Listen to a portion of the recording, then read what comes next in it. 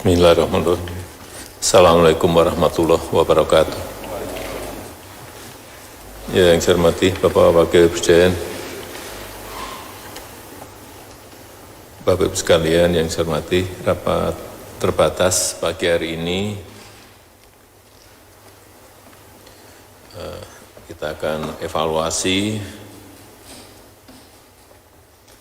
dalam rangka percepatan penanganan dampak pandemi COVID, dan pada kesempatan yang baik ini sekali lagi saya minta agar kita bekerja tidak linier. Saya minta ada sebuah terobosan yang bisa dilihat oleh masyarakat, dan itu terobosan itu kita harapkan betul-betul berdampak kepada percepatan penanganan ini. Jadi tidak datar-datar saja.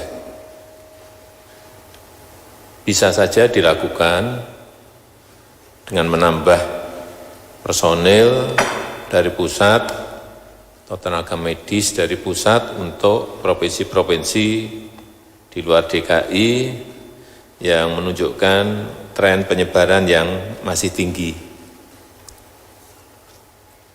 Yang kedua, mungkin bisa dibantu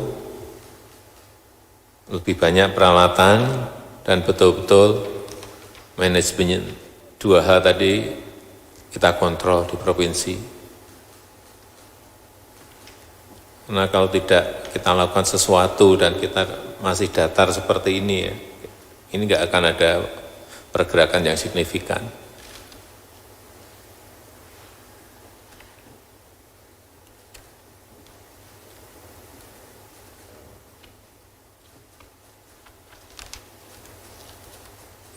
Kemudian yang kedua, saya juga minta dilihat betul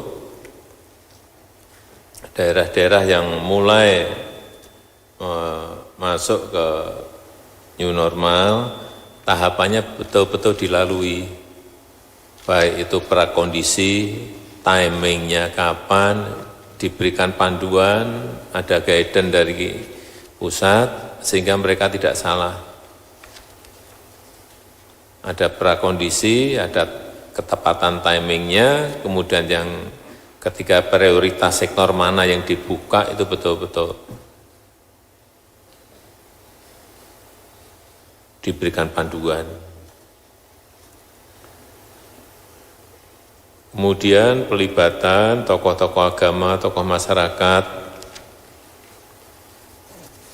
dayawan, sosiolog, antropolog, dalam komunikasi publik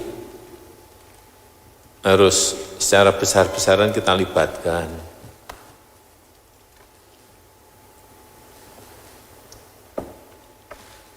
Sehingga jangan sampai terjadi lagi merebut jenazah yang jelas-jelas COVID oleh keluarga. Itu saya kira sebuah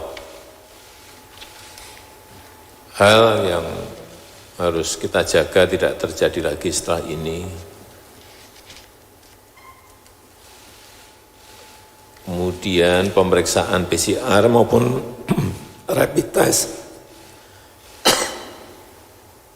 yang ditolak oleh masyarakat ini karena apa ya? Dan mungkin datang-datang pakai PCR, datang-datang bawa rapid test, belum ada penjelasan.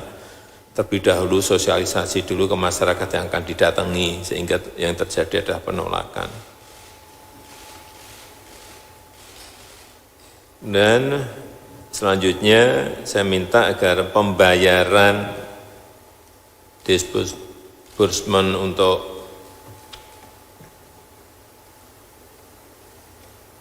pelayanan kesehatan yang berkaitan dengan COVID ini dipercepat pencairannya. Jangan sampai ada keluhan misalnya yang meninggal ini harus segera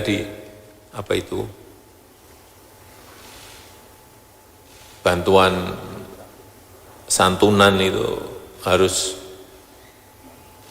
maksudnya begitu meninggal langsung bantuan santunnya harus keluar gitu. Jangan sampai prosedurnya di Kementerian Kesehatan betul-betul bisa dipotong. Jangan sampai ini bertele-tele. Kalau aturan di permennya terlalu berbelit-belit ya disederhanakan. Pembayaran klaim rumah sakit secepatnya, insentif tenaga medis secepatnya, insentif untuk petugas lab ya secepatnya. Kita nunggu apa lagi, ininya anggarannya sudah ada.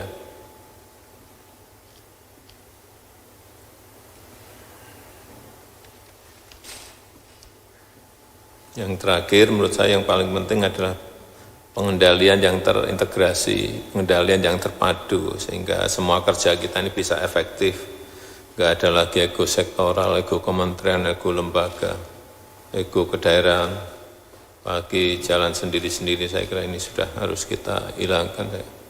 Dukungan TNI Polri, terutama dalam kedisiplinan di masyarakat, terutama untuk area-area publik yang berisiko, kita harapkan betul-betul terus dijaga damai.